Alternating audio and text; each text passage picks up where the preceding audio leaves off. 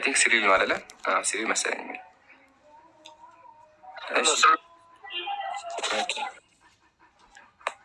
እሺ መኪ አለ መኪ ሰላም አለይኩም። ወአለይኩም ሰላም ወረህመቱላህ።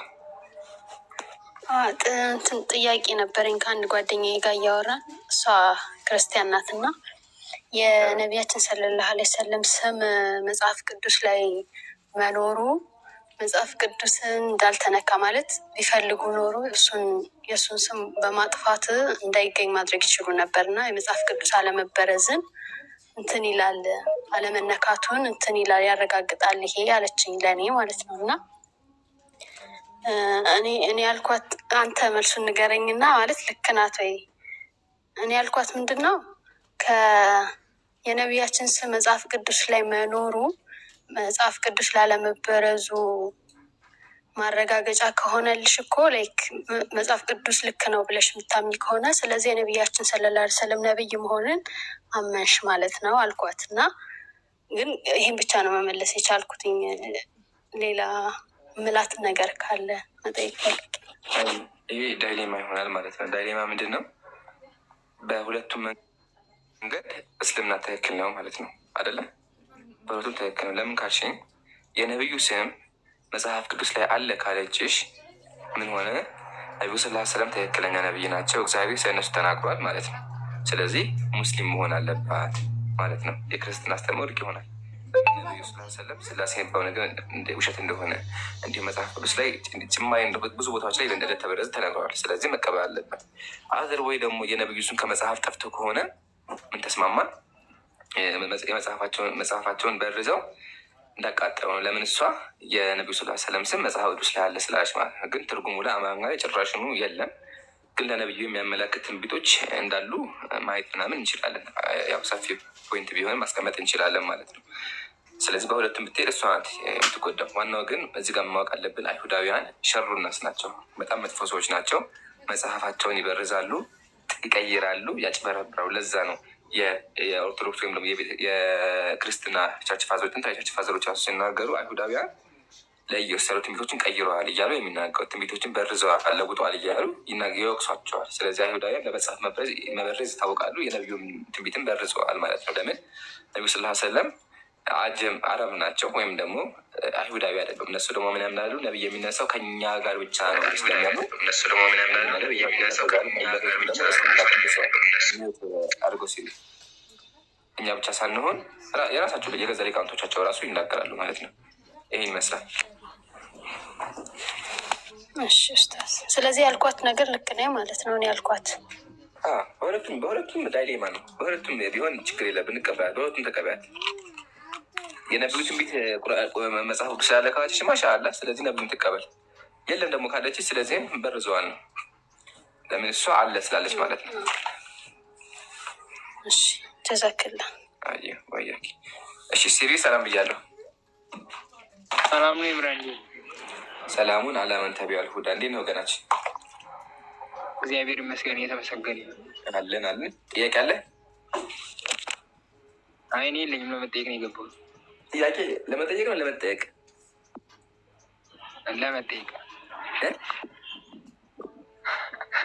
በቃ እሺ ልጠይቅ። አይ ነው ለመጠየቅ በለኛ። ለመጠየቅ ያኪ መሰለኝ እኮ ነው የአማርኛ ጥረት። ለመጠየቅ ቅድም ለመጠየቅ ነበር እኮ ያልከው። ችግር የለውም መጠየቅም ትችላለህ። አይ እሺ። በስላሴ ታምናለህ? ነገር በስላሴ አምናለሁ። እሺ ስላሴ ማለት ነው? ስላሴ አብ ወልድ መንፈስ ቅዱስ በአካል ውስጥ በመለኮት አለ ብዬ ነው ያስተምረው መጽሐፍ ቅዱስ ላይ አለ። አዎ በደንብ። አንድ ማስረጃ? ምን አይነት ማስረጃ ነው የምትፈልገው? ለሶስተኛው አለበት ነው። ለምሳሌ ማየት እንችላለን። ቆይ እንጃ እንዴ ለሶስቱም ለምሳሌ የሰው ልጅ መፍጠር ለሶስቱም ሙሏል። እኛ ደግሞ ሶስቱም አንድ ፍቃድ ያላቸው ብለን ነው ምናምን። ኦሪት ዘፍጥረት ምዕራፍ ቁጥር ስንት? ለምሳሌ መጽሐፈ ኢያሱ ምዕራፍ 33 ከቁጥር 4፣ ቆላስይስ ምዕራፍ 1 ከቁጥር 14 እና 15 ሂደን ማየት እንችላለን። ለአብ ለወልድ ለመንፈስ ቅዱስ ከዘፍጥረት ጀምረና ምዕራፍ 1 ከቁጥር 1 ላይ ቁጥር 1 ላይ ምን ይላል? እግዚአብሔር መጀመሪያ ሰማይና ምድር ፈጠረ ይላል። ዕብራውያን ምዕራፍ 1 ከቁጥር 10 ላይ ደግሞ ወልድ እንደፈጠረ ይናገራል። ጥያቄያችን ፈጠረ አይደለም። ስለመፍጠርም አይደለም። እኛ ስላሴ አንድ ፈቃድ አለ ብለን ነው አምነው። እኛ ጥያቄያቸው እሷን ለምን ይሄን ጥያቄ አልጠየቀውም? ጥያቄ ስላሴ ማለት በአካል ውስጥ በመለኮት አንድ የሚል አስተምሮ ባጭሩ ነግረኛ አይደለ? ይህን አስተምሮ አሳየ ነው እንጂ ያልኩ አብ ፈጣሪ ነው ወልድ ፈጣሪ ነው አሳይ ያልኩ እና አስተምሮን እያሳየ እኮ ነው። እኛ አብም ወልድ መንፈስ ቅዱስም የተለያየ ናቸው በአካል ብለን እናምናለን። ግን ይህ ማለት አሁን ለምሳሌ ቆይ እንጂ አንዴ ከመጀመሪያውን ጀምራ ወዳጅ ተረጋብና ከመጀመሪያውን ዝም ብለህ ጥቅስ መጥቀስም አይሆንም። መጀመሪያ ሶስቱ አካል በአንድ የተቀመጡበት አለ። ፈጣሪ እንደሆኑ አምላክ እንደሆኑ የተነገረበት ቦታ አለ። አዎ የት ቦታ አለ? ማቴዎስ ወንጌል ምዕራፍ 28 ከቁጥር 19 አነበዋለሁ። ፈጣሪ ናቸው የሚል ነገር ማቴዎስ ወንጌል ላይ ብለኸኛል። ምዕራፍ 29 አልከኝ አይደለም? ምዕራፍ 28 ከቁጥር 19 ችግር የለውም 19 ልልህ ነበር ቀደምኩኝ። እሺ ኢየሱስም እንዲህ አላቸው፣ አሕዛብን ሁሉ በአብ ወልድ መንፈስ ቅዱስ የሚያጠመቃችኋቸው ደቀ መዛሙርት አድርጓቸው ይላል። በመንፈስ ቅዱስ ስም ነው ያለ። በአብ ወልድ መንፈስ ቅዱስ ስሞች ነው ያለ። ስም ነው ያለ። ስሞች አይባልማ። ስሞች ስም ማለት ስሞች አይባልም። ወይ ሻሶረኝ ወይ ጨርስና ልቀጥ ያለው ከሱ ላይ በአብ ወልድ መንፈስ ቅዱስ ከሱ ላይ አካላቸውን እያሳየ ነው። ስም ሲል ደግሞ አንድነታቸውን እያሳየ ነው። ስሞች ይል ነበር። በአብ ወልድ መንፈስ ቅዱስ ስሞች ይል ነበር። ግን ሲሪል ይሄ የሚያሳየው ቋንቋ አለማወቅህንና ምንም ነገር አለመገንዘብህን የሚያሳየው። ሲጀመር ስሞች እኮ ጸያፍ ብዜት ነው። በኢምራን በአሚር በሲሪል ስሞች አይባልም፣ ስም ነው የሚባለው። እሺ ከፈለግ መጽሐፍ ማስረጃ አቅርብል ይችላል። ምሳሌ በአብርሃም በይስሐቅ በያዕቆብ ስም የሚል ቦታ አለ። እንደዚያ ታሰበ ያልባል ስሞች አይባልም። አንደኛ። ሁለተኛ ደግሞ ወልድ አሁን አንተ ሳወራ አስጨርሰኛ እንዲ አንደኛ ቋንቋም እየቻልክ አይደለም፣ ሰው ማዳመጥም እየቻልክ አይደለም። ስለዚህ ቢያንስ ትንሽ ረጋ ብለህ ለማዳመጥ ሞክር። እሺ ስሞች አይባልም። ይሄ አማርኛ ለመገንዘብ ሞክር። ምሳሌ ዘዳግም ምዕራፍ 18 ቁጥር ላይ በሌላ አማልክት ስሞች ነው የሚለው። አማልክት ብዜት ነው። አማልክት ስም ነው የሚለው፣ ስሞች አይልም። በሌላ አማልክት ስም የሚናገር ነቢ ስሞች አይባልም። እዚህ ጋር አማልክት ብዙ ናቸው፣ ስም መባሉ አማልክቶቹ አንድ ናቸው የሚል ሀሳብ አያሲዘን። ስለዚህ እንደዚህ አይነት የወደቀና የሚያስቅ ሙግት ሰው ሌላ ጊዜ ስተነሳ እንዳልሰማ። ሁለተኛ አብ ወልድ መንፈስ ቅዱስ በአንድ ቦታ መቀመጣቸው አምላክ አያደርጋቸውም። እኔ ያልኩ አብ ወልድ መንፈስ ቅዱስ አምላክ ናቸው የሚል አሳየኝ ነው። በአንድ ቦታ ተቀምጠዋል እና አምላክ ናቸው የሚል ግን አያስኬድም። እንደዛ ከሆነ ኢየሱስ ምን አለ? የሰው ልጅ በእኔ ፍቃድ፣ በአባቴ ፍቃድ፣ በመላክ ፍቃድ ብሎ ይናገራል አይደለ? መላክ አለ፣ አብ አለ፣ ወልድ አለ። ስለዚህ ሶስቱ በአንድ ቦታ መቀመጣቸው አምላክ ያደርጋቸዋል። እንዴ ከሆኑ ማሻአላ አማልክትን መላኮችን አምላክ ናቸው ማለት ነው። አሁንም አልቻልክም። አንድ ድል አለ፣ ሞክር። አሁን አንተ እያልከኝ መጥቶል መቀበል አለመቀበል አንተ የተቀብየዋለሁ። አንድ አምላክነታቸው የተቀብየዋለሁ። ግን አሁን እያልኩ ያለሁት አንተ አብ ወልድ መንፈስ ቅዱስ በአንድ ላይ መጠቀሳቸው ነው ወይስ አብ ወልድ መንፈስ ቅዱስ አንድ አምላክ መሆናቸውን ነው አንተ ማመን የፈለግከው? የትኛውን የምትቀበሉ? የትኛውን ባሳየው? አንደኛ አቅርቤልሃለሁ አልተቀበልክም አልከኝ። ግን ይሄ ምን ይባል መሰለህ? ራስ መሸወድ ይባላል። ስሞች አልከኝ። ስሞች የሚለውን ሲመታብህ በቃ አቅርቤያለሁ ብለህ መሸሽ ይባላል። እንደዛ ከሆነ ጣዖት አምላኪም እኮ ጣዖት አምልኮ ማስረጃ ያቅርብና በቃ አምኜበታለሁ እኮ ይላል። ሲጀመር ለምን ማስረጃ ታቀርባለህ? የምታምንበት ከሆነ ዋናው ግን እምነትህ ማስረጃ የለውም ነው። እንደ የለውም ደግሞ እዚህ ጋር እያሳየህን ነው። የቋንቋ ድክመት እንዳለባችሁ ማንም ማስረጃ ማቅረብ እንደማችሉ እያሳየህን ያለው። ስላሴ ማለት ትክክለኛ አስተምሩ የነቢያት ስብከት ቢሆን እኮ ሐዋርያትም ነቢያትም ይሰብኩበት ነበር። አብ ወልድ መንፈስ ቅዱስ ይናገሩ ነበር፣ ግን አልተናገሩም። ይሄ ራሱ እምነታቸው ድክመት እንደሚያሳየው። ግን አሁን ሞከርክ አንተ። ሙከራ ምንድን ነው? የማቴዎስ ወንጌል ምዕራፍ 18-19 ላይ በአብ ወልድ መንፈስ ቅዱስ የሚል አላከኝ። ስም ደግሞ የሚለውን መጥቼብሃለሁ። ስም የሚለው ስሞች አይባልም። ሁለተኛ ደግሞ አብ ወልድ መንፈስ ቅዱስ በአንድ ቦታ መቀመጣቸው አምላክ ያደርጋቸው። አብ የሚባል ካለ፣ ወልድ የሚባል ካለ፣ መንፈስ ቅዱስ የሚባል ካለ፣ መላኮች የሚባሉ አካላት አሉ። የእግዚአብሔር ክንድ አለ፣ ጥበብ አለ፣ ማስተዋል፣ በጣም ብዙ አካላት መጥቀስ እንችላለን መጽሐፍ ቅዱስ ላይ ያሉ።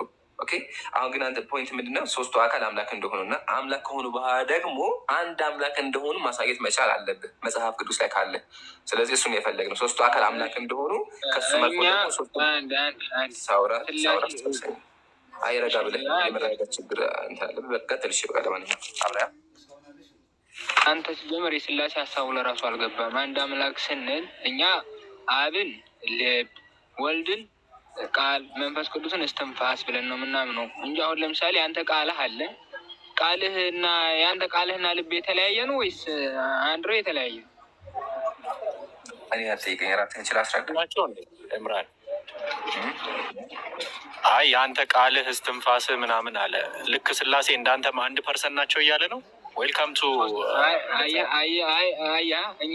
እኛ አምላካችን አንድ ፐርሰን ካልሆኑ ለምንድን ነው በኢምራን ምሳሌ የምትሰጠው ታዲያ? እንዲገባው ነው። እንዴት ነው የሚገባኝ? ስላሴ እኮ 1% አይደሉም። 1% ኢምራን 1% ነው። ልብ ቃል ምናምን አልክ። የአንተ ልብህ የአንተ ቃል ምናምን ኦኬ። ስላሴ እንደ ኢምራን 1% ናቸው እያልከን ከሆነ በጣም ጥሩ ደስ ይለናል። ችግር የለም አይሰልሱልህ። ካልሆነ 3% አምጣና በ3% ምሳሌ ስጥ። ኢምራን አፏን ቀጥል። ትክክል ነህ። ግን አንድ ሀሳብ አስቀምጥና ከዛ ቀጥል። አጠረጋ አስቀምጥ ሀሳብ። ኦኬ እሺ። እኛው ስላሴ ማለት ነው አንድ ፍቃድ አለ ብለን እናምናለን። አሁን ፍቃዳቸው ለምሳሌ ለአብ የተነገረልን ለወልድ ይውላል፣ ለወልድ የተነገረልን ለመንፈስ ቅዱስ ይውላል ብለን እናምናለን።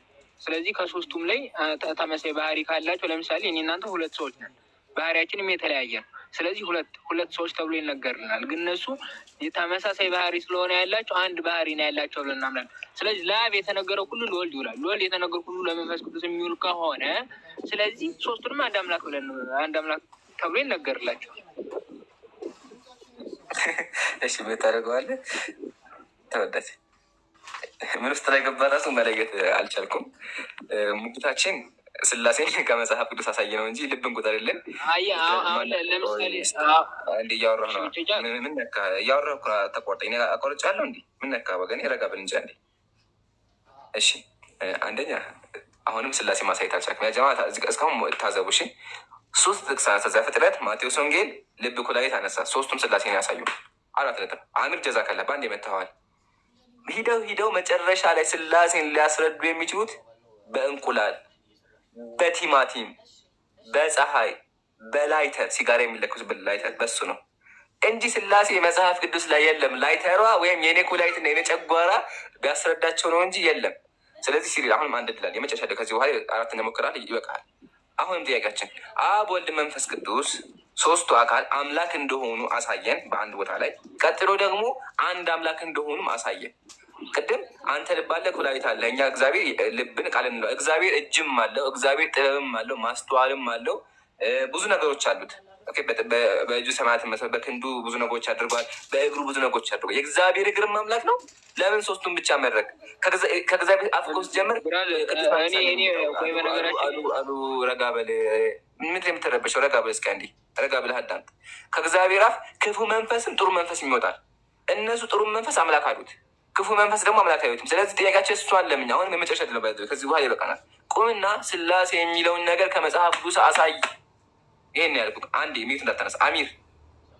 አሚር ወይ ነው በምንድን የምታምነው?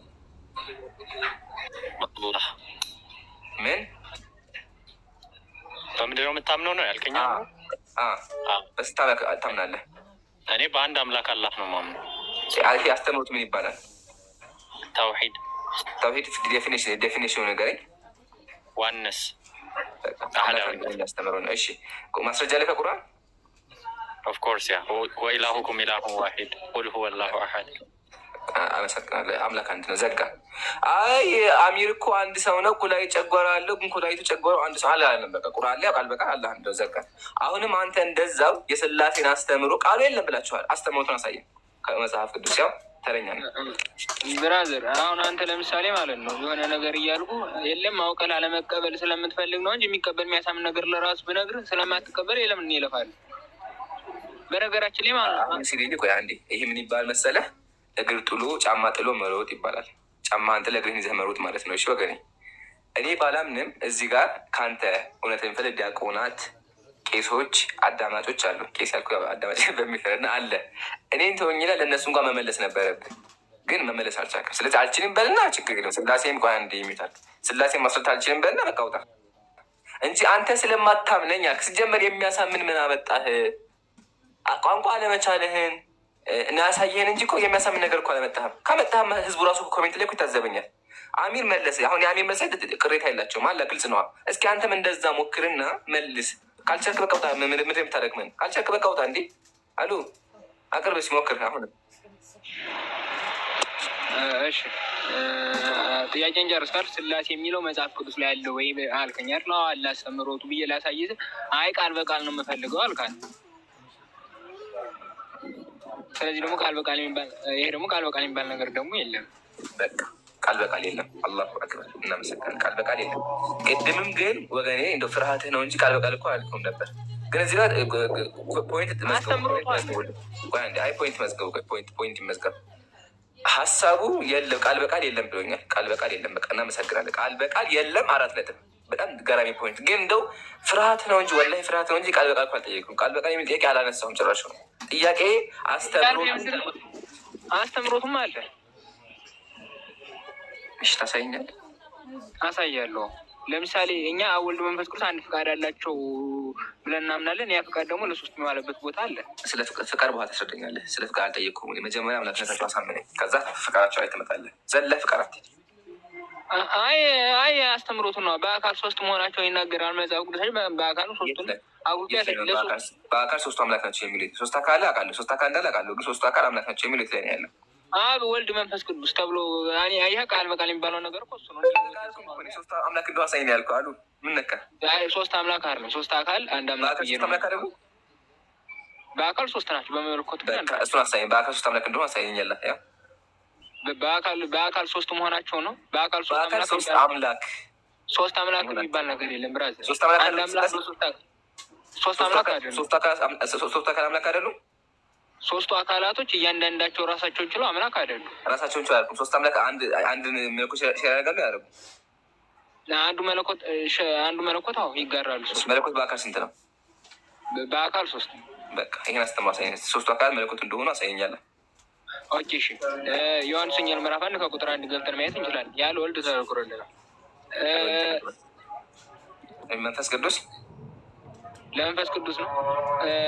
መጽሐፈ ኢዮብ ምዕራፍ 30 ከቁጥር 4 ላይ ሂደን ማየት እንችላለን። አይ መጽሐፈ ኢዮብ ላይ ፈጠረኝ የሚለው እሱ ላይ እመጣልሃለሁ። ከሱ በፊት አሁን እዚህ ጋር ቃል ስጋ ሆነ ይላል አይደለ? መጽሐፍ ቃል ነበር ይላል። እሺ አሁን ደግሞ መንፈስ ቅዱስ እግዚአብሔር ነው ታሳየኛለህ። የት ላይ ነው መንፈስ ቅዱስ እግዚአብሔር ነው የሚለው? ምኑ መንፈስ ቅዱስ እግዚአብሔር ነው የሚለው የት ነው ያለው? መንፈስ ቅዱስ እግዚአብሔር ነው የሚለው ነው። እንደዚያ የሚለው ስጠኝ። አሁን እዚህ ጋር አብ እግዚአብሔር ነው የሚሰጠኝ። እንዲገባ በደንብ እየገባኝ ነው። ማሻአላህ አብ እግዚአብሔር ነው የሚሰጠኛል። ወልድ እግዚአብሔር ነው የሚሰጠኝ። አሁን ደግሞ መንፈስ ቅዱስ እግዚአብሔር ነው የሚመስጠኝ። ዮሐንስ ወንጌል ምዕራፍ 4 ከቁጥር 24 እሺ አንብብልኝ። የእግዚአብሔር መንፈስ ነው የሚሰግዱለት በእውነትና በመንፈስ ነው ይላል። ይስገዶች የተሰግዱታል። ማሻአላህ ግን እግዚአብሔር መተሳኛል። አሁንም ጥያቄ እሱ አልነበረም። አሳየው እኮ እግዚአብሔር መንፈስ ነው አሉ። እግዚአብሔር አልተባለ እግዚአብሔር መንፈስ መሆኑን መላኮችን እግዚአብሔር መንፈስ ማለት መንፈስ ራሱ እግዚአብሔር ነው የሚል ትርጓሜ መንፈስ እግዚአብሔር ነው። እግዚአብሔር መንፈስ ነው ይለያያል። መላኮችን መንፈስ ናቸው። ይሄን አትርሳሽ። መላኮችን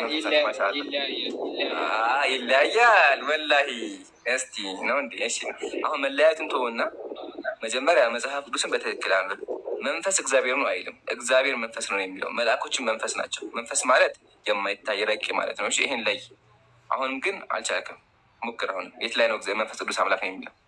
እግዚአብሔር ነው የሚለው። ሶሪ እግዚአብሔር ነው ያልኩ እንዳረሰ ሰጠው። መቀበል ያለመቀበል ምዕራፍ 4 ከቁጥር 24 እዛ ላይ መንፈስ እግዚአብሔር ነው ይላል ወይስ እግዚአብሔር መንፈስ ነው የሚለው? እግዚአብሔር መንፈስ ነው ይላል። እግዚአብሔር መንፈስ እንጂ መንፈስ እግዚአብሔር ነው አይልም። መንፈስ እግዚአብሔር መንፈስ ነው ማለት ምን ማለት? መንፈስ እግዚአብሔር ነው የሚላል። ቆይ መንፈስ እግዚአብሔር ነው የሚላል። ቆይ አንዴ እግዚአብሔር መንፈስ ነው ማለት እግዚአብሔር መንፈስ ነው ማለት መንፈስ እግዚአብሔር ነው ማለት ነው አይደለም? አይደለም። እንዴት? ምንድን ነው ልዩነቱን መሰለህ? መንፈስ እግዚአብሔር ነው ከሆነ መንፈስ የተባለው አካል ራሱ አምላክ ነው እያልከኝ ነው ያለው።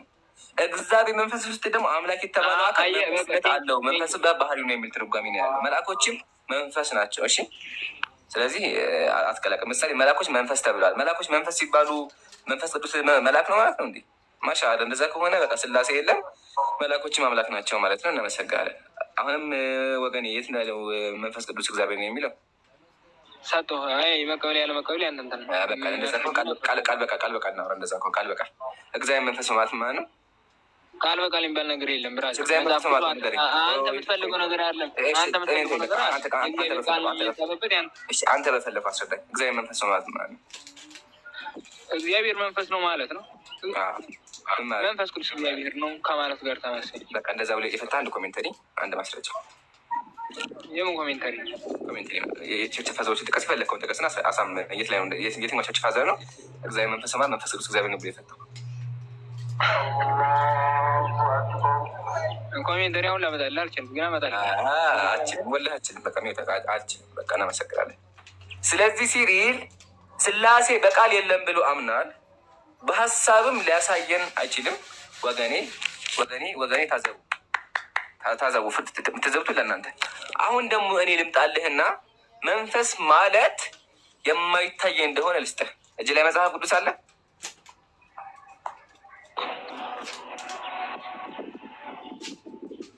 እጅ ላይ መጽሐፍ ቅዱስ አለ። አሁን አለስኩ መጽሐፍ ራእይ ምዕራፍ 1 ቁጥር 7 ምን ይላል? ራእይ ምዕራፍ 1 ያለውና የነበረው የሚመጣው ምናምን የሚለው ማለት የወቁቱ ሌዩታል። ዕብራውያን 1:7 ምንድን ነው የሚለው? እንጃ በቃል ያለስኩ ስለ መላእክትህን መናፍስት አገልጋይ ይላል። መላእክት ምን አላቸው? መናፍስትና መንፈስ ይለያያል። መናፍስት ማለት የመንፈስ ብዜት ነው። መናፍስት አየህ፣ ብዜት ነው ናቸው። መናፍስት ነው አይደለም? መናፍስት ነው ሰውና ሰዎች እንደማለት ነው። አማርኛ ግራመር ውስጥ እስኪ ገብተህ አሳይ። ቀላል አማርኛ አሳይካለሁ። ቀላል ነው። አንድ መናፍስት መጀመሪያ ትርጉሙ ምንድን ነው? የምን ብዜት ነው መናፍስት? እኔ ምን የሚሆን ምን አይመለከተኝ። አሁን ገብተህ አሳየኝ። ገብተህ አሳየኝ። ቀላል ነው። እዚሁ አሳይሃለሁ። ቀላል ነው። ገብተህ አሳየኝ ብራዘር።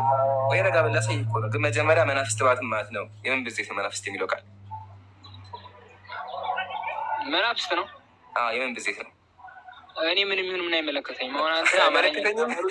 ይመለከታል። ወላሂ ይመለከታል። ቆይ አንዴ ያጀማ ታዘቡ። አትልቁት አንዴ እንትና ሁዱን አትልቁት። ቆይ አንዴ ወገን የሚታቅሽ ረጋ በል። ሰዎች ይላል እያለኝ ያለው ሰውና ሰዎች ይለያያሉ። ሰዎች የሚለው ቃሉ መንፈስ የሚል እንደሆነ አሳይ ነው እያለ ያለው። ይሄ እብደት አይመስላችሁም? ከይቅርታ ጋር እንዴ ሰዎች አይደለ እንዴ? ሰዎች የምን ብዜት ነው? ሰዎች የምን ብዜት ነው? ኮሜንት ጻፉ። ሰዎች የሚለው የምን ብዜት ነው? የሰው ብዜት ነው አይደለ እንዴ? መናፍስት የምን ብዜት ነው? የመንፈስ ብዜት ነው። አለቀ በቃ። ከዛ አይመለከተኝም ይለኛል ወገኔ። መጽሐፍ ቅዱስ አይመለከተም እንዴ? ምንድን ነው እያወራ ያለው? ያው እዚህ ጋር መንፈስ ሲሪል ወላሂ ራስህን የሰው መሳቂያ አታርግሽ ሀቢቢ። እንደዛ ጥሩ አይደለም። ሰው ራሱ ወላሂ ይታዘባል። እኔ ጥሩ ሰው አድርጌ ነው የማይና እንደዚህ አታርግ። አሁን ሲሪል እንዲገባህ ማለት ነው። ቀለል አድርጌ አስቀምጠልህና ሰዎች የምን ብዜት ነው?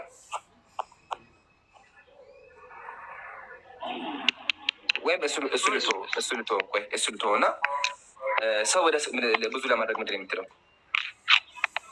ሰዎች። እሺ መንፈስ ብለህ ምንድን ነው የምትለው? ብዙ ለማድረግ መንፈስ አይባዛም ብራል። መንፈስ አይባዛም። እሺ ብዙ መንፈሶች አሉ። ምንድን ነው የምትላቸው? አረ ብዙ መንፈስ የለም ብራል። ይሄንን ምን ትለዋለህ?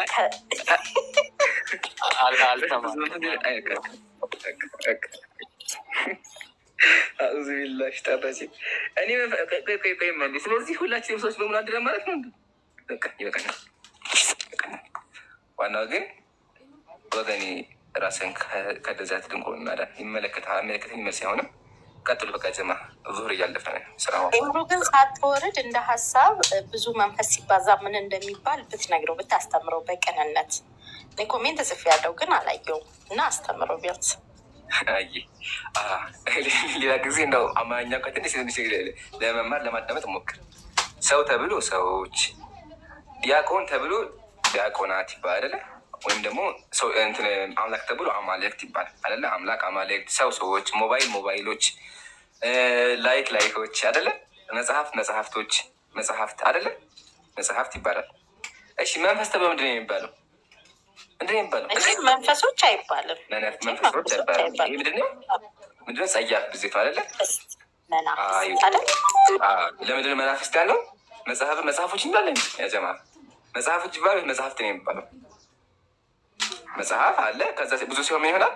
መጽሐፎች ሳይሆን መጽሐፍት ይባላል አይደለ? መጽሐፍት ይባላል። እንዲሁም መንፈስ ብላችሁ ደግሞ ትላላችሁ፣ መናፍስት ትላላችሁ። እሺ ይሄ ነው በቃ። ይሄን ተማር። እናመሰግናለን። ጀዛኪላ ኡማይሜን ወንድም ያሚር ጀዛኪላ። ቀጥሉ በቃ ኢንሻላህ። ሰላም አለይኩም። ወአለይኩም ሰላም። ጀዛኩሙላህ ኸይራ።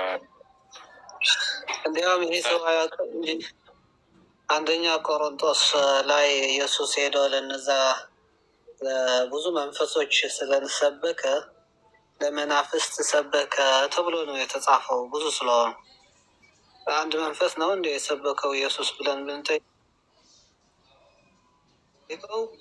አይ ብዙ ናቸው ሊለን ነው። ስለዚህ ብዙ ከሆኑ ምን ብሎ አስቀመጣቸው? መናፍስት ብሎ አስቀመጣቸው። ብዙ ስለነበሩ ኢየሱስ ይሰብክላቸው። ቀጥሎ ኢንሻአላህ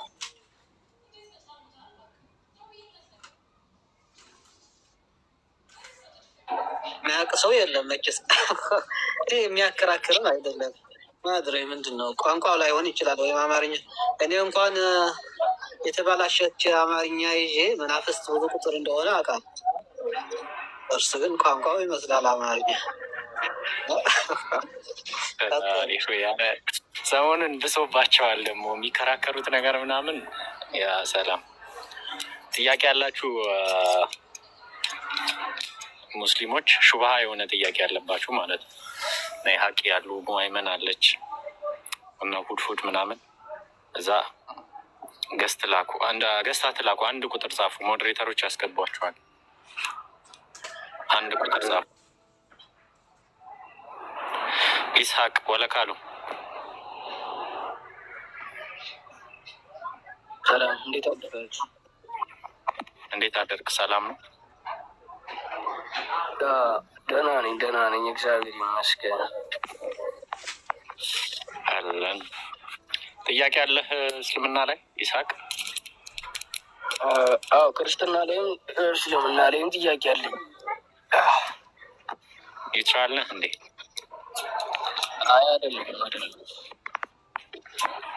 ሁለቱንም መጠየቅ ፈለክ እና ሜይ ቢ ከሁለቱም አይደለህም ወይ ብዬ ነው። አይ ሁለቱንም መጠየቅ እችላለሁ። አይቻልም እንዴ? ክርስቲያን ነኝ እኔ፣ ግን ሁለቱም ላይ ጥያቄ አለኝ። ካሉ ግቡና ክርስቲያኖች ካላችሁ ትመልሱለታላችሁ። እስከዛ ግን ያው እስልምና ላይ ያለህን ጥያቄ ጠይቅና ኡስታዝ ይመልሱልሃል። እሺ የኔ ጥያቄ ለምሳሌ በእስልምና በገነት 72 ሚስት አለ የሚባል እውነት ነው ወይስ ውሸት? እንዴት ነው የሚታየው ይህ ነገር? እሺ ወደ መልሱ ኡስታዝ ይሄዱልሃል። ኢስሐቄ ግን እንደው አሁን እውነት ቢሆን ምን ይመስልሃል? ክፋት አለው ብለህ ታስባለህ? እውነት ቢሆን እሱንማ ከመልሱ አንጻር አይቼ እናገራለሁ። መጀመሪያ መልሱልኝ። አይ አንዳንዴ ስለሚገርመኝ ነው እና እንዲህ ከአውትሳይድ ኦፍ ደ ቦክስ ሆነን ብናስበው ችግር የለውም ብዬ ስለማስብ ነው። እና እንትኑ እንደዛ የሚባለው ነገር ضعيف ነው ሀዲሱ። ነገር ግን በእስልምና በጀነት ውስጥ ሚስት አለ፣ ግን 72 የሚለው ሀዲስ ضعيف ነው ወይም ደግሞ ያ ሀዲስ ውሸት ነው፣ እንትን ነው፣ ደካማ ሀዲስ ስለሆነ አንቀበለውም። ኡስታዝ ያስረዱሃል። ኡስታዝ አሉ ሐኪም ይመልሱልሃል እሳቸው። ኦኬ ኡስታዝ የሚለው ቃል ተጠቀምኩ። አሁንም አለ ኩል ሓል አሁን መልሰኸዋል እኮ መጀመሪያ። አዎ ብዙ ዑለሞች ሐዲሱ ضعيف እንደሆነ ተጋልጸዋል። ላኪን ሚስቶች ቢኖር ምንድን ነው ችግሩ የሚለው ግን ሎጂካል የሆነ ጥያቄ ምንድን ነው ችግሩ? አሁን ለምሳሌ በሚሊዮን ዓመታት የማይሞት ህዝብ እዛ ተጋብቶ ብዙ ሚስቶች አሉ ተባለ አልተባለ ምንም በሃይማኖት የሚፈጥረው ችግር የለም። በዚህ ዱንያ እንኳን መዋች ሆነው ነቢያት እነ ዳዊት እና ብዙ ሰዎች እስከ 60 ሚስቶች ነበራቸው እዚህ ዓለም ላይ አለ ቢባል ምንም ችግር የለውም። ከፈጣሪ ማንነት ጋር የሚጋጭ ነገር የለውም። ግን አሁን የተነሳው ሐዲስ ضعيف እንደሆነ ብዙ ዑለሞች ተናግረዋል። አንተም ነግረዋል። ቢኖር ምን ችግር አለው ነው። መጋባት ከሆነ ተጋብተው ከሚስቶቻቸው ቢሆኑ ያ ሚስቶች የራሳቸው የአንድ ሰው ከሆኑ خلاص ምንም ችግር የለውም። ችግር ቢኖረው ኑሮ አምላክ ራሱ የላካቸው እዚህ ዓለም ላይ በክርስትና መጽሐፍት ስታይ እነ ዳዊት ብዙ ሚስቶች ነበራቸው። እና አብርሃም ብዙ ሚስቶች ነበሩት፣ ባሪያዎች። ዲያም ባሪያ ሚስቶች ይላል በብዙ ቦታ ላይ ስለ አብርሃም ከሀጀር ውጭ ማለት ነው። ስለዚህ ችግር የለውም ሚስቶች መኖሩ ማለት ነው። አይ ሚስቶች ለምሳሌ ይቅርታ ስላቋረጥኩ እንትን አዳምን እግዚአብሔር ከፈጠረው በኋላ ሔዋንን ከመፍጠሩ በፊት ለመላእክት ምንድን ነው ያላቸው ታስታውሳለህ? ስለ ማን? ስለ ድንግል ማርያም ነው? ስለሁላቸው ነው የሚባለው? አይ እዛ ጋር ለአዳም ሔዋንን ከመፍጠሩ በፊት ዘፍጥረት 2 ላይ ለመላእክት የሆነ ነገር ብሏቸዋል አይደለም? ያው ለመላእክትም ይሁን ለማንም እግዚአብሔር እያወራ ነበረ እና ምን እንዳለ ላስታውስ። አዳም ብቻውን ይሆን ዘንድ መልካም አይደለም አለ። ለእርሱ የምትሆነው አጋር የምትሆነው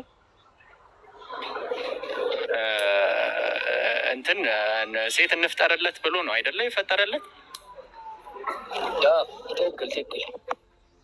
ስለዚህ አዳም ገነት ላይ እየኖረ ብቻውን ይሆን ዘንድ መልካም አይደለም አለ እግዚአብሔር።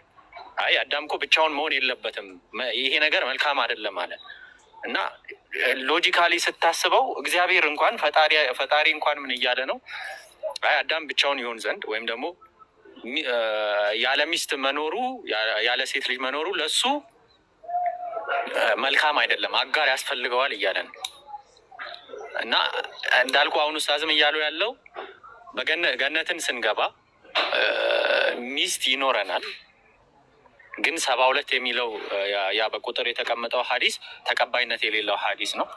ሀዲሶች ያው እኛ ሙስሊሞች ሀዲሶችን የምንቀበልበት ወይ አለ፣ ራሱን የሆነ ሙስጠላል ሀዲስ የሚባል ነገር አለ፣ ቼን ኦፍ ናሬሽን የምንለው ማለት ነው። ያ ነገር እውነት ነው ውሸት ነው የሚለውን ነገር ብዙ መስፈርቶች አሉት። እነዛን መስፈርቶች አልፎ እውነትነቱ ከተረጋገጠ በኋላ ብቻ ነው የምንቀበለው እና ያ ሀዲስ ደግሞ እነዛን መስፈርቶች ስላላለፉ 2 ሀዲሶች ናቸው ያሉት። እነዛ 2ቱም ሀዲሶች ደሪፍ ናቸው፣ ለዛ ተቀባይነት የላቸውም ነው። ስለዚህ ትክክለኛው ሚስት አለን፣ ሚስት ይኖረናል በገነት፣ ያንን እንቀበላል። ሚስት እንዳለን አላህ ሱብሃነሁ ወተዓላም በገነት በቁርአን ስለነገረን በገነት ሚስቶች እንደሚኖሩ፣ ነገር ግን 72 የሚባለው ነገር የሚለው ሀዲስ ትክክለኛ ሀዲስ ስላልሆነ ተቀባይነት የለውም ነው። እዚህ ላይ ያልገባህ ነገር ካለ ደግመህ ጠይቀን። እሺ አንድ ብቻ ልጠይቅህ እዚሁ ላይ እና የራሴን እንትን ደግሞ እናገራለሁ። 72 አይደለም ያው ሀዲሱ እንትን ነው ትክክለኛ አይደለም እንትን ስላልከኝ ስንት ሚስት ነው እሺ ያለው? አንድ ሚስት ወር ከአንድ በላይ በገነት ማለት ነው? አይ ቲንክ እሱ እንዳንተ ፍላጎት የሚወሰን ይመስለኛል እኔ እስከማውቀው ድረስ። ግን ናይ ሀቂ ጨምሩልህ እስቲ። ናይ ሀቂ ቀጥሉ። ምን መሰለህ ወገናችን የጀነት ጉዳይ ያጣው ኢሳቂ፣ አንተ ስንት ቢኖርህ ደስ ይልሃል ገነት ስትገባ? አስበህበት ታውቃለህ? አሁን እንትኑን ቁጥሩን ይንገሩኝና ኡስታዝ ሀቂ የሚባሉት ከዛ እኔ ደግሞ የራሴን ሀሳብ ግን አስበህበት ታውቃለህ? ስንት ቢኖርህ ደስ ይልሃል? እሱማ ፈጣሪ ፈቅዶት ከሆነ ለምሳሌ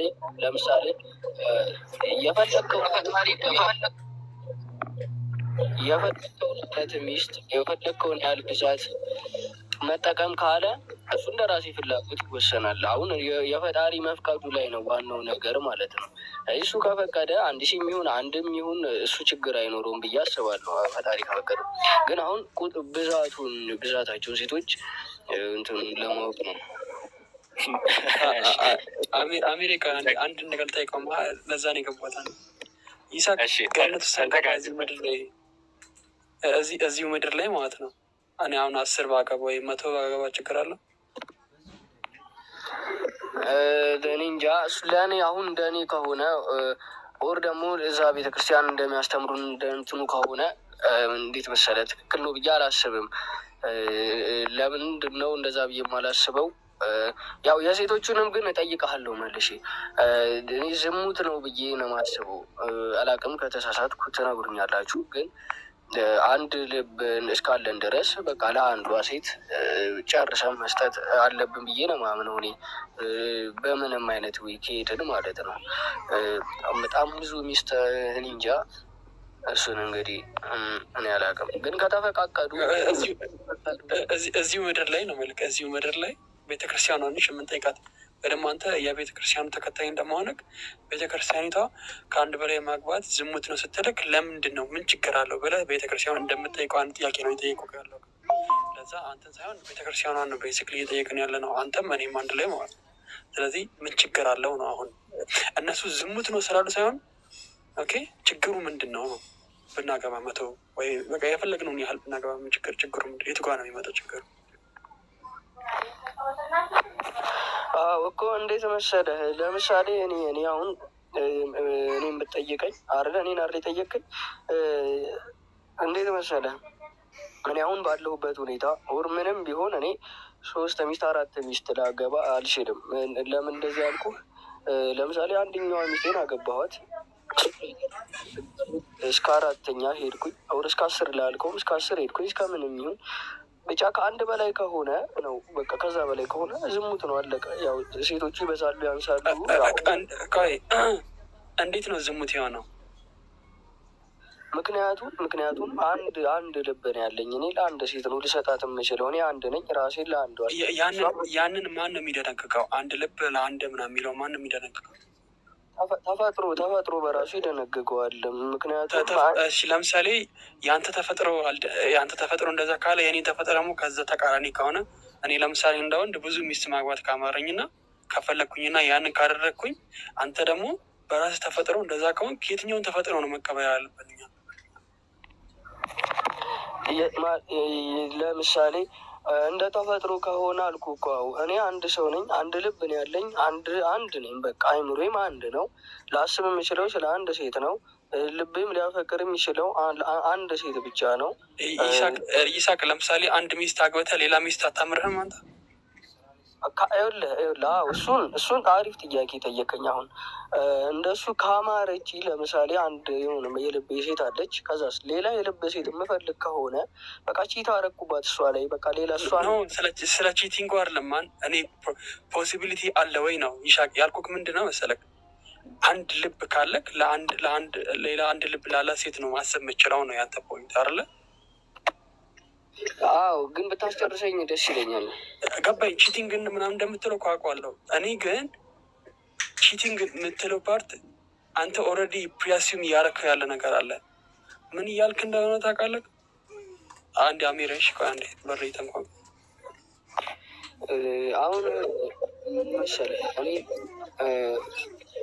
ቺቲንግ እና ዝሙት አንድ ነው አይደለ? የሚለያይ ነገር የለውም አይደለ?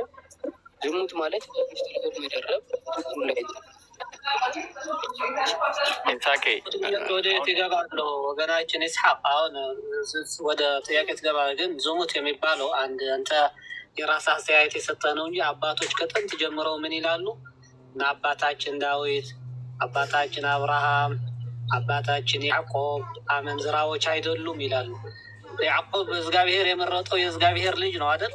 ከሁሉም በላይ 4 ናቸው ሚስቶች፣ 2 ባሪያ እና 2 የእህታ ማሞች፣ የአንድ አባት 2 እህትና ከዛ ደግሞ 2 ባሪያ ከነርሱ የተወለዱ ናቸው 12ቱ የያዕቆብ ልጆች። እግዚአብሔር በጣም ይወዳቸዋል። ታዲያ ዝሙት ከሆነ ዝሙት ለሚሰራ ሕዝብ ይቀጣል እንጂ አይወደድም። እነ ያዕቆብ ጀሃነም ከገቡ፣ እነ ዳዊት ገሃነም ከገቡ፣ እነ ያዕቆብ ልጆችም ገሃነም ከገቡ ማን ነው የእግዚአብሔር ሕዝብ? ማን ነው የተመረጠው የእግዚአብሔር ሕዝብ? ሊዛሊክ አባቶች እንደዛ አይሉ። ከአንድ በላይ ማግባት ዝሙት ነው ያለ የትላልቅ የጥንት አባቶች የሉም። እንዲያም ከባሪያ መውለድ ዝሙት አይደለም። ከአንድ በላይ ሚስት ማግባት ዝሙት አይደለም። እግዚአብሔር ራሱ ሕግ ሲያወጣ ምንድን ነው ያለው? 2 ሚስቶች ካሉ አንዲቷ የተጠላች ከሆነች አንዲቷ የተወደደች ከሆነች ይላል። ሌላ ቦታ ላይ ደግሞ ባሪያ ካለች እርሷ ለልጅህ መስጠት ከፈለግ እርሱም 2ኛ ሚስት ካመጣ 2ታቸው እንዲህ ያደርግላቸው እያለ የ2 እና ከዛ በላይ ሚስቶች ሕግ ያወጣል ራሱ እግዚአብሔር። ስለዚህ ዝሙት የሚለው ቃል የእናንተ ፍልስፍና ነው፣ የባይብል ትምህርት አይደለም። ግን የሆነ ራስ የምታነሳው ጥያቄ ካለ በእኛ ዙሪያ ችግር የለው። እሺ ስለ ጀነት ሚስቶች አሁን ምን መሰላቸው ጅማ አላህ ስብሐነ ወተዓላ መጀመሪያ እኛ ስለ ጀነት ስናስብ አላህ ስብሐነ ወተዓላ ከጀሃነም ቅጣት አድኖን እርሱ ወደ ጀነት ወደሚባለው የዘላለም ጸጋ እርሱን ማየት፣ ሌላ መንፈሳዊ ጸጋዎች፣ ብዙ ጸጋዎች ያሉበት፣ ስጋዊም ጸጋዎች ያሉበት የዘላለም ሰላም እንድንገባ እንወዳለን። ለምንድነው? ከፈጣሪ ቅጣት እንድንምር። ፈጣሪን በብቸኝነት ማምለክ ነው ዓላማዊ። ሰው ልጆች እዚህ ሲኖር ሚስት ምናምን ሳይሆን ሀሳባችን እኛ አምልኮ የሚገባው ብቸኛ አምላክ አለ። ያ አምላክ ማምለክ ነው ከገሃነም ቅጣት የሚያድነ አምልኮ የሚገባው አምለክ ማወቅ ነው ለአንተ የሚጠቅምህ ብለን እናስተምራለን የሰው ልጅ ሁሉ። ከዛ በኋላ ጀነት ከገባችሁ ስለ ሑሩል ዐይን ያመጣ ምንድን ነው? ሑሩል ዐይን የሚባሉ ለሙእሚን 2 ሚስቶች እንዳሉት የሚገልጽ ሰሒሕ የሆነ ሐዲስ አለ ከሑሩል ዐይን ማለት። ግን 1 ሚሊዮን እንኳን ቢባል ከፈጣሪ ማንነትና ከእምነት ጋር የሚጋጭ ነገር የለውም። ለምሳሌ አንድ ሰው 1 ሚሊዮን አግብተዋል ቢባል ምንም የሆነ እንትን ፈጣሪ ማንነት ጋር የሚጋጭ የሆነ ሀሳብ የለም በዚህ ዙሪያ። አንድ ክርስቲያን ሆኖ ደግሞ ይህንን ነገር የሚቃወም ከሆነ ምንድን ነው ማድረግ ያለበት? መጀመሪያ ባይብል መጣል አለበት። ለምን ሲባል ፈጣሪን ትተው ሲያመነዝሩ የነበሩ ሰዎች ናቸው። እነ ሰሎሞን፣ እነ ዳዊት፣ እነ አብርሃም፣ እነ ያዕቆብ፣ እነዛ ሁሉም እነ ሙሴ ካለ የእነርሱ መጽሐፍት ለሰው ልጅ ማስተማር የለበትም ዝሙት እየሰሩ ከነበረ።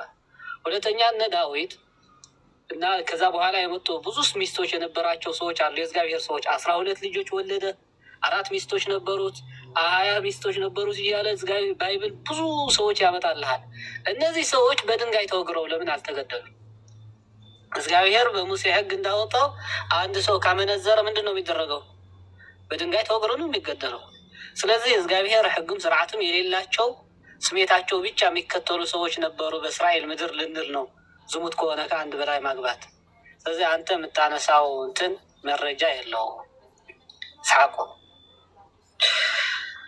ይ አሁን ቀጥል።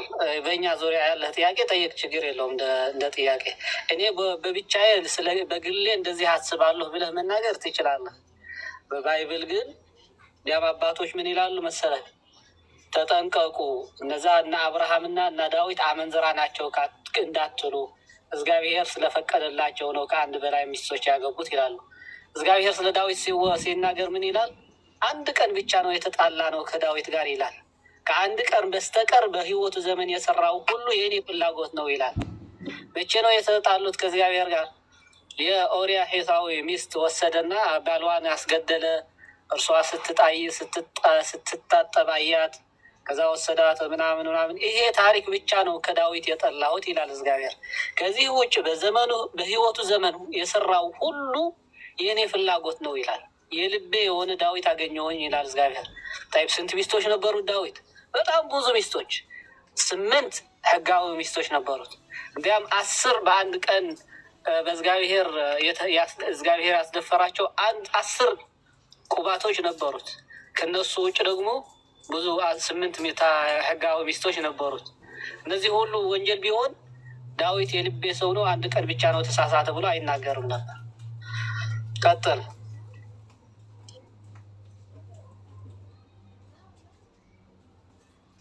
የክርስቲያኖች መጽሐፍ አለ። ባለፈው ሳሳያችሁ ነበር፣ ሁላችሁ ስታዩት ነበር። በአባ ሸኖዳ የሚባሉ ታላቅ አባት ናቸው። የኦርቶዶክስ መሪ ናቸው። ኢትዮጵያ ቤተክርስቲያንም የእርሳቸው ትምህርት ትቀበላለች፣ ታስከብራቸዋለች። መጽሐፍቶቻቸው ወደ አማርኛ ትቀይራለች። 1 ሚስት የሚል መጽሐፍ አላቸው። በመጽሐፋቸው ውስጥ ዝሙት የሚባል የለም፣ ከ1 በላይ ማግባት። አሁን እኛ በአዲስ ኪዳን 1 እናግባ እንባላለን፣ 1 አግብተው ብለናል ይላሉ። መረጃ ባይኖርም እርሳቸው ግን ከዚህ በፊት እግዚአብሔር ራሱ ፈቅዶ ወዶ ነው ነቢያቶች ጣዖት አምላኪያንን እንዲያሸንፉ ብዙ ሚስቶች ያገቡት። ይሄ ጋብቻ በጣም የሚያስደስት እንዲያም ጥቅም ነበረው ይላሉ። ጣዖት አምላኪያንን በስተን የእግዚአብሔር ሕዝብ እንዲበዛ እግዚአብሔር በብዙ ሕዝብ እንዲመለክ ካደረጉ ጥሩ የሆኑ የእግዚአብሔር ስልቶች አንዱ ብዙ ሚስቶችን ማግባት ነው ይላሉ እርሳቸው። ቀጥን ኢንሻአላህ ቀጥን። ልቀጥል። እኔ አሁን ጥያቄ ጠይቅ ብላችሁኝ ጀስት ጥያቄ ነው የጠየቅኩት። ስለዚህ እሱ ላይ ነው እኔ ደግሞ እንትን እንዲባል የምፈልገው። አንደኛ ነገር እሱ ላይ መጠየቅ የምፈልገው መጽሐፍ ቅዱስ ላይ ለምሳሌ ሰለሞን 700 ሚስት ምናምን ይላል አይደለ? 700 ሚስት ማግባቱ ምናምን ይላል አይደለ? መጽሐፍ ቅዱስ ግን ጠቅሙታል ወይ ነው። ለምሳሌ 700 ሚስት ማግባቱ ጠቅሙታል ወይ? ኦር ደግሞ ለምሳሌ ፈጣሪ የፈቀደበትን ቢያሳዩ። ለምሳሌ ዳዊት 8 ህጋዊ ሚስቶች ነበሩት፣ ከዛ ሌሎችም አሉት መሰለኝ፣ እንደዛ ብለዋል መሰለኝ። ግን ስለዚህ እሱንም ቢያሳዩ እግዚአብሔር ፈቅዶላቸው ነው ወይ እንደዛ ያገቡት? ኦር ዳዊት አዎ አባቶች ያሉት የአባቶች ትምህርት ነው እንደፈቀደላቸው የፈለገው ወይስ እግዚአብሔር ራሱ እንደፈቀደ? እግዚአብሔር ራሱ ነው አይደል ለዳዊት የሰጠው ሚስቶቹን 12 ላይ እንዲያ ሚስቶች ቢያንስህ ኖሮ አለ። አንድ ሰው ምን ይላል? ብር ሰርቀህ ያገኘህና ከዛ ለምን ብር ሰረቅ ከአንተ ሰውዬ? እንዲያም ቢያስፈልግ እኔ ራሴ ብዙ ብር እሰጠህ ነበር። እኔ ብዙ ብር አሁን የሰጠሁ ብር አለ፣ ተጨማሪ ብር ራሴ እሰጥህ ነበር። ለምንድን ነው ብር የሰረቅከው ሲለህ ብር ሊሰጥ ፈልገዋል ወይስ አልፈልግም ሰውዬ? ወገናችን እኔ ብዙ ብር ሰጥቼ አለሁ ይልሃል። እኔ ብዙ ብር ሰጥቼ አለሁ፣ አሁንም ቢያንስ ኖሮ ራሴ የጨምርልህ ነበር። ለምንድን ነው የሰው ብር የሰረቅከው ካለ ብር ሰጪ እርሱ እንደሆነና ብዙ ብር እንደሰጠህ እናውቃለን አይደለም? ኦኬ ላሳይ፣ አንድ ቨርስ ላሳይና ሀሳቡ ምን መሰለህ ይስሐቅ፣ እግዚአብሔር ራሱ ሚስቶቹንም ለዳዊት የሰጠው እኔ ራሴ ነኝ የሰጠው እኮ። ከሰጠው ውጪ ደግሞ ሌላ ለምን ከጀልክ? ቢያንስህ ኖሮ እጨምርልህ ነበር ይለዋል ሚስቶቹን ማለት ነው። ከመፍቀድም በላይ ራሱ ነው የሰጠው። ገና ቢያንስህ ራሱ ጨምርልህ ነበር ይለዋል። አሁን ሁድ ከፍቶልህ ነበር፣ ከፍተው ያሳዩሃል ከፈለግ። ካልተሰማ ንገረን እሺ ይስሐቅ። እንደዚህ ባይብል ላይ አታውሩብኝ ምናምን ከሆነ ንገረን እና እስልምናው ላይ ብቻ መጠየቅ ትችላለህ። አታውሩብኝ አይደለም ግን አሁን የኔ ሀሳብ ሳትሰሙኝ አሁን መልሱን ለመናገር ከባድ ይመስለኛል። እኔ ላውራ ፍቀዱልኝ መጀመሪያ፣ ከዛ በኋላ ነው መልስ የምትሰጡኝ አይደለ? እንጂ ባይብል ላይም ሁሉም ላይ ነው ማውራት የምፈልገው እኔ። ከዛ ሀሳብህ ከባይብል እንዲሆን አንብበውና ይህን ቨርስ የሰው ሚስት ለምን ወሰድክ ብሎ እግዚአብሔር ዳዊትን ሲያናግር የጌታህንም ቤት ሰጠሁ፣ የጌታህንም ሚስቶች በብብትህ ጣልኩልህ፣ የእስራኤልንና የይሁዳን ቤት ሰጠሁ። ይህንን አንሶ ቢሆን ኖሮ ከዚህ የበለጠ እጨምርልህ ነበር አለው። ማለት አንተ የሰው ሚስት ለምን ወሰድክ? ብዙ ሚስቶች ሰጠሁ፣ ብዙ ሀብት ሰጠሁ፣ ምናምን ያደረግኩልህ። እንዲያም ይህንን ቢያንስህ እንኳን ኖሮ ራሴ እጨምርልህ ነበር። ለምንድን ነው የሰው ሚስት ወስደህ ባልዋ ያስገደልካት ብሎ ያናግረዋል እግዚአብሔር። ይህንን ቨርስ መሰረት አድርጎ ብዙ ሚስት ይፈቀዳል ያሉ አባቶችም አሉ እንደ ማስረጃ ያቀረቡት ለዚህ። አንተ ምን ትላለህ? እዚህ ላይ ሚስቶች እየሰጠው ለዳዊት ማን ነው? እንትኑን አሳዩኝ። ለምሳሌ ይህንን የተናገረው እግዚአብሔር ነው አይደለ? እኮ አሁን ለምሳሌ እዚህኛው ላይ ወደ እግዚአብሔር እየተናገረ ያለ መሆኑን አንድያ ነገር እርግጠኛ መሆን እፈልጋለሁ። ሁለተኛ ያው የድሮ አባቶች መፈቀዱ ለምሳሌ ከድሮ አባቶች ብለዋል አይደለ? እርሶ ብዙ ሚስት መፈቀዱን ምናምን በደንብ ያሳዩኝ። ከዛ እኔም ደግሞ 7 ክፈትል። ቁጥር 7 ላይ ቁጥር 7 ላይ እስኪ አለ ወጥተዋል እንደ ይሁድ ቁጥር 7 ላይ አሳየ። ቁጥር 7 አሳየው። አንቀጽ 7 ወይ ደግሞ እኔ ከብታለሁ ኢንሻላህ። ካልተመቸኝ አንዴ አልችልም። እሺ በቃ እኔ አሳያለሁ ኢንሻላህ። ችግር የለውም እንከፍትለታለን። እግዚአብሔር ራሱ ነው ተናጋሪ። ብዙ ቦታ አለ። ይሄ ብቻ አይደለም፣ ብዙ ቦታ ነው ያለው። ግን እንደ ምሳሌ ስለመጣ ነው እኛ የምናሳየ እንጂ እንዲያም የሁለት ህግ ሚስቶች ህግ የሚያወጣው ራሱ እግዚአብሔር ነው ብዙ ቦታ ላይ። ኦኬ አሁን አንተ ይታያል። ናታንም ዳዊትን አለው ያ ሰው አንተ ነህ፣ የእስራኤል አምላክ እግዚአብሔር እንዲህ ይላል። ማነው ተናጋሪ ወገናችን? አሁን እግዚአብሔር የሚናገረው የምንሰማው ማለት ነው። እንዲህ ይላል እግዚአብሔር፣ በእስራኤል ላይ ንጉሥ ልትሆን ቀባሁ፣ ከሳኦልም ልጅ አዳንሁ፣ የጌታህንም ቤት ሰጠው፣ የጌታህንም ሚስቶች በብብትህ ጣልሁልህ። የእስራኤልንና የይሁዳን ቤት ሰጠው። ይህም አንሶ ቢሆን ኖሮ ከዚህ የበለጠ እጨምርልህ ነበር አለው። ምን ስላደረገ ነው? የሰው ሚስት ስለወሰደ ዳዊት አንተ ለምን የሰው ሚስት ትወስዳለህ? እኔ ሚስቶች ሰጠው፣ ንግስናም ሰጠው። ይሄንን ቢያንስም ሌላ ራሴ እጨምርልህ ነበር። ለምንድን ነው የሰው ሚስት የወሰድከው ያለው ነው እግዚአብሔር። ስለዚህ ለዳዊት ሚስቶች የሰጠው ማን ነው?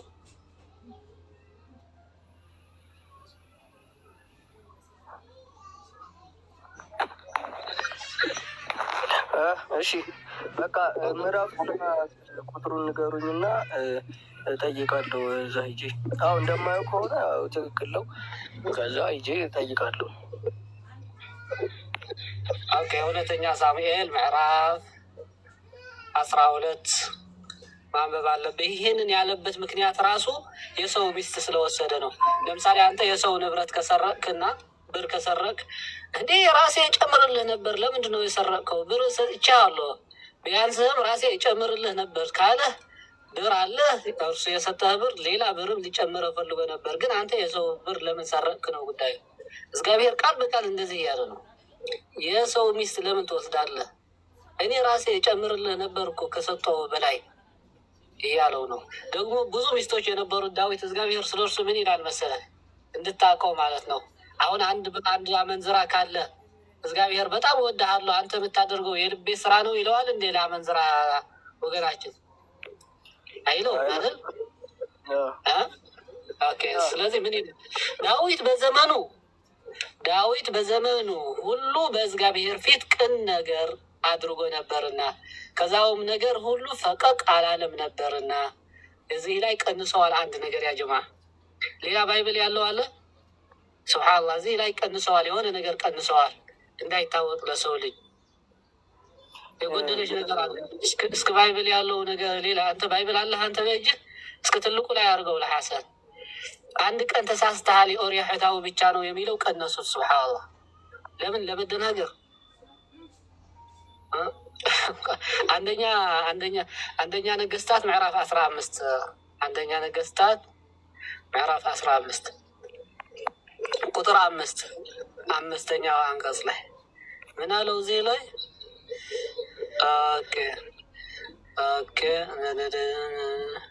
እንግሊዝኛው ላሳያችሁ። ወላሂ ቀንሰዋል። አንተም ቀንሰዋል። እስከ እንግሊዝኛ ኤክሴፕት ዘ ኬዝ ኦፍ ኦሪያ ዘ ሒቲ ይላል። እዚህ የት ነው የቀነሰዋት ቃል? አንዲት ቃል ብቻ ነው የተሳሳትከው። ዘመን ህይወት ያደረከው ሁሉም ነገር ዳዊት የኔ ፍላጎት ነው። አንዲት ብቻ ስህተት አለች አለው እግዚአብሔር። እሷ ምንድነች? የኦሪያ ሕታው ሚስት በመውሰደ። ከአማርኛው ግን ቀንሷት እች ቃል እዩት ያ ጀማዓ። በእንግሊዝኛው አለ ቀንሰውታል። ከአማርኛ ለምንድን ነው የቀነሱት? እች ብቻ ነው ስህተት ተብላ የተቀመጠችው። ለምን ቀነሷት? ምን ሊያመጡ ፈልገው ነው? እስኪ ሌላ ባይብልም ካላቸው እስኪ አረጋግጡ። ዋላሂ የተጫወቱ በባይብል እየተጫወቱ ነው እነዚህ ሰው ለመዳናገር ብለው ነው። እስኪ ኢብን ልእስላም እስከ ሳመት ስቻላ ትግርኛ ላይ አለች፣ ገና አልቀነሷትም። ከትግርኛ አላወጣችም። እስኪ እዚህ ላይ ምክንያቱም ዳዊት እንዲሁም ከኦሪዮ ጋር በተያያዘ ከፈጸመው ነገር በስተቀር እዚህ ላይ አለች። አሁን የስንት እትም ነው? አሁን ባመጣልን አለው ነገር የኦሪያ ሕታው ጉዳይ ከእርሷ በቀን በስተቀር ሁሉም የዘመኑ ህይወት ወጉ አድርገዋል ዳዊት ይላል። ኦኬ እስላሚያት አለ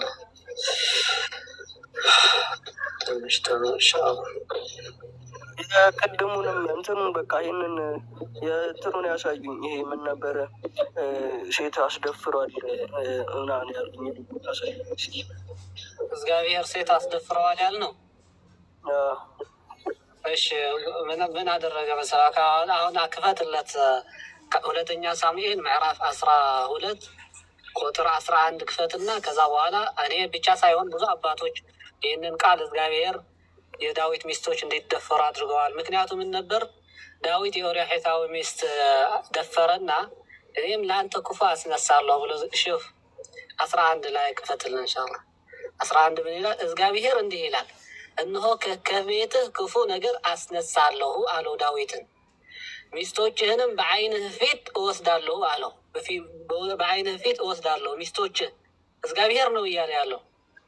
በዓይንህ ፊት እወስዳለሁ፣ ለዘመድህንም እሰጣቸዋለሁ። አንተ ቅርብ የሆነ ሰው አሳልፌ በመስጠት ምን ይላል? ከዛ በኋላ በዚህም ፀሐይ ፊት ከሚስቶችህ ጋር ይተኛል።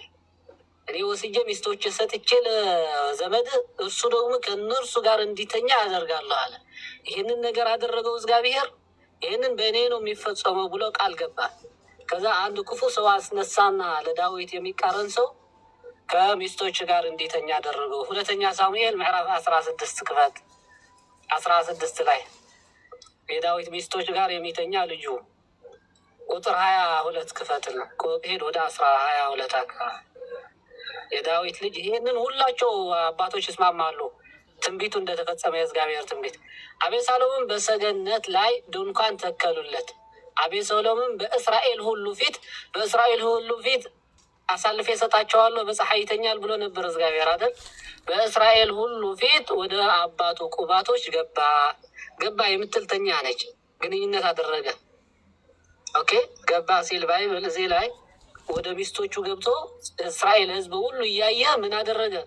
ከአባቱ ሚስቶች ጋር ተኛ፣ ከእነርሱ ጋር ሚስተኛ። ከዛ እንዲያም ዳዊት ተቆጣ፣ ብዙ ጦርነት ተካሄደ እና እግዚአብሔር ይህንን ትንቢት ፈጸመው። በእስራኤል ሁሉ ፊት የዳዊት ሚስቶች ተደፈሩ። ይህንን ምንድን ነው ወንጀላቸው ስንል፣ አይ ዳዊት ወንጀል ስለሰራ ምን አደረገ? የሰው ሚስት ስለደፈረ። ታዲያ ዳዊት ነው የሚቀጣው ወይስ የዳዊት ሚስቶች ናቸው የሚቀጡት? አሁን ለምሳሌ ዳዊት ነው እዚህ ጋር ያጠፋው አይደለም?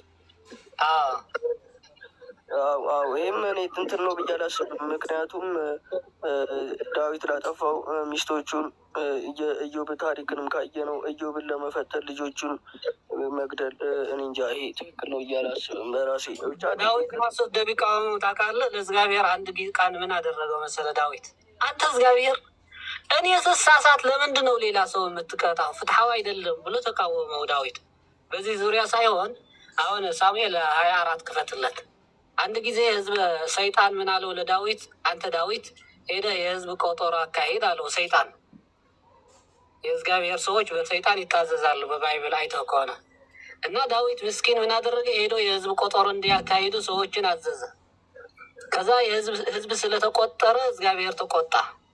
እግዚአብሔር ሲቆጣ ምን አደረገ?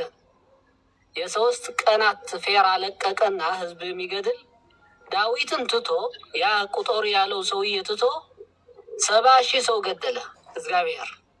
ወንጀለኛ ማን ነበር? ዳዊት። ከዛ ምን አለ ዳዊት? አንተ እግዚአብሔር ለምንድን ነው እንደዚህ የምታደርገው? ከፈለክ እኔ ለምን አትቀጣኝም ብሎ እግዚአብሔርን ተቃወመ። ሳሙኤል 24:15 ክፈትልን ይሻል። በጣም ዳዊት ሳይቀር እንደኛ ነው የሚያስበው። ሊገርምህ እኔ ወንጀለኛ ሲሆን እግዚአብሔር ግን ሌሎች ሰዎች ለምን ይቀጣል እያለ ይቃወማል እግዚአብሔር። 15 እስኪ ምን ይላል? ኦኬ 16 እንግዲህ እግዚአብሔር ዳኛ ይሁን፣ በእኔና በአንተ መካከል ይፍረድ፣ አይቶም ይሟገተኝ፣ ከእጅህም ያድነኝ። እንዲህ ሆነ ዳዊት ይህንን ቃል ለሳኦል ነው 24 ነው ምዕራፍ 24 ነው ያለው ምዕራፍ 24 ኦኬ እስኪ ወደ ላይ ትንሽ ወጣ በል። ኦኬ እስኪ ከኃጢአተኞች ኃጢአት ይነታል ምናምን። ሁለተኛ ሳሙኤል ነው። ሁለተኛ ሳሙኤል ላላ ሁለተኛ ሳሙኤል አድር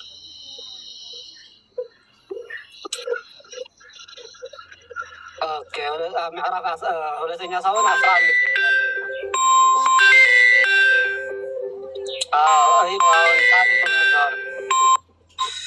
ኦኬ ምን አጋጠመ? ታሪኩ ሁሉም ማንበብ ትችላለህ። የህዝብ ቆጠሮ ስላካሄደ እግዚአብሔር ተቆጥቶ ነው፣ ሰይጣን አዞታል ዳዊት።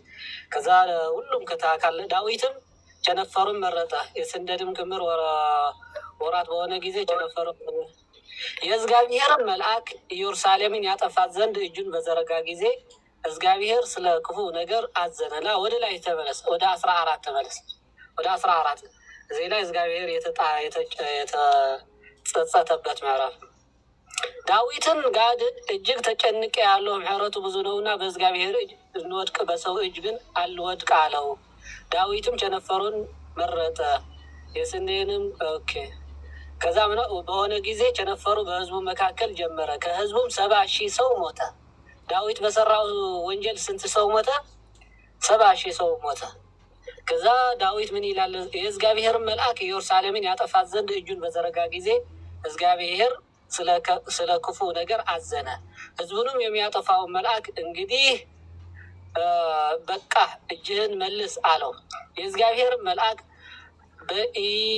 በኢያቡሳዊው በኦርና አውድማ አጠገብ ነበረ። ከዛ ምን አለ ዳዊት? እየው ዜ ላይ ዳዊትም ህዝቡን የሚመታውን መልአክ ባየ ጊዜ እግዚአብሔርን እነሆ እኔ በድያለሁ፣ ጠማማም ስራ እኔ አድርጌያለሁ፣ እነዚህ በጎች ግን እነርሱ ምን አደረጉ ብሎ እግዚአብሔርን ሲቃወም፣ እኔ ነኝ ወንጀለኛ፣ ህዝብ እንዲሞት ያደረግኩ፣ ሁሉንም ህዝብ ቁጥር ሳልባል እንዲቆጠር ያደረግኩት እኔ ነኝ።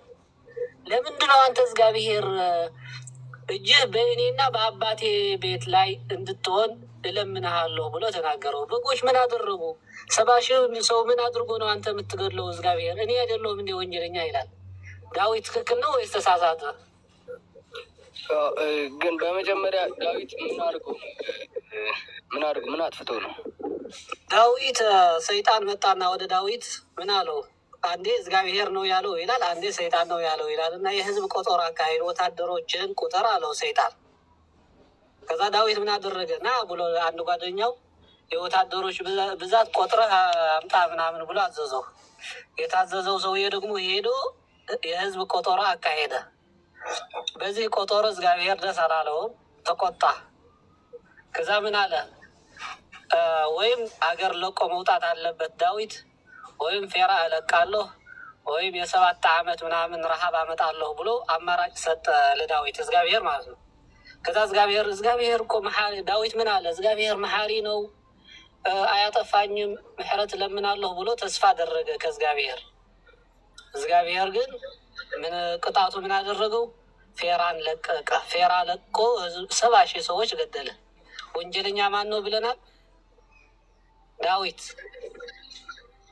በሰይጣን የታዘዘው ዳዊት ነው።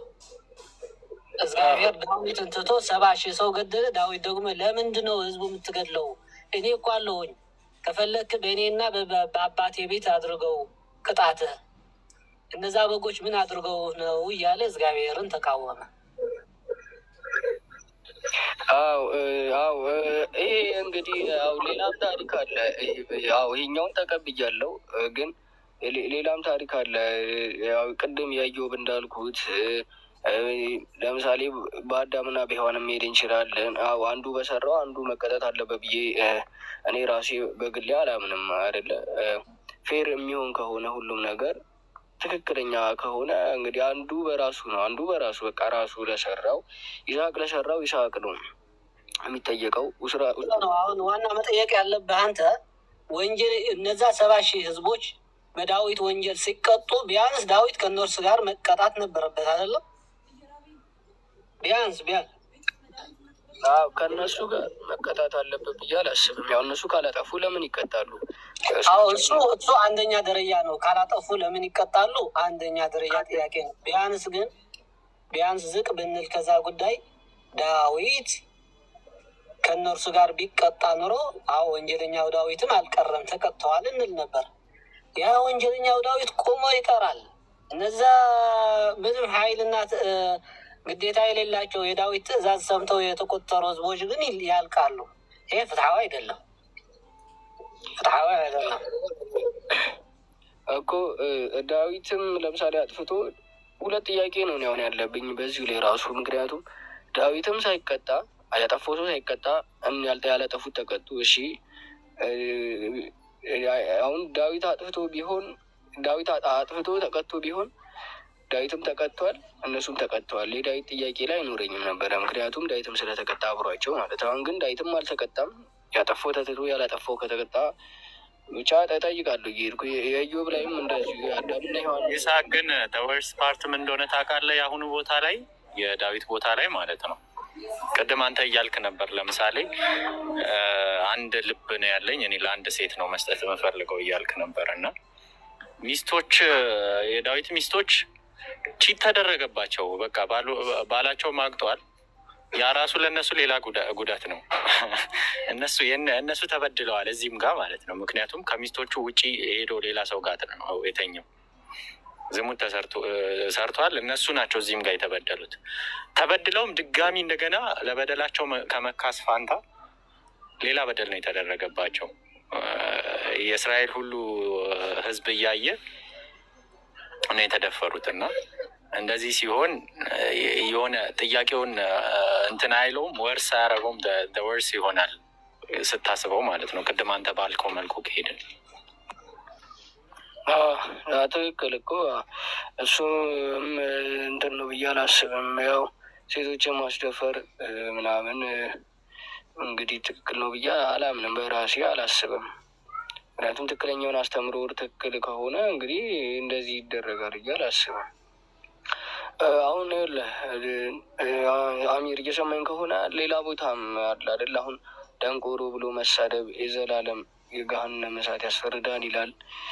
ክርስቶስም እንደዛ ሲል ይታያል በመጽሐፍ ቅዱስ አይደል? ካልተሳሳትኩ ምዕራፍና ቁጥሩን አላውቀውም፣ ግን ያው እናንተ ታውቁታላችሁ ብዬ